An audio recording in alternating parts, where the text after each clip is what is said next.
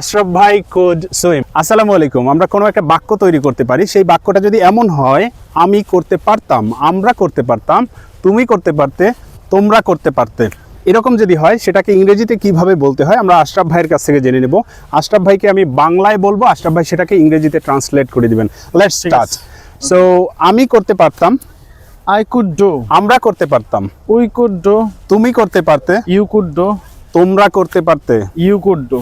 সে করতে পারতো, He could do. সে করতে পারতো, She could do. তারা করতে পারতো, They could do. ইহা করতে পারতো, It could do. আশরাফ করতে পারতো। Ashraf could do. All right, this is how the process is, and Ashraf bhai will disclose the factors where the things are going. Like এখানে আসলে কোন রুলসটা কাজ করেছে আশরাফ ভাইয়ের কাছ থেকে একটু শুনে নিচ্ছি। আসলে করতে পারতাম, এটা আমার অ্যাবিলিটি বোঝাচ্ছে। পূর্বের কোনো অ্যাবিলিটি, আমার সক্ষমতা ছিল, আমি করতে পারতাম।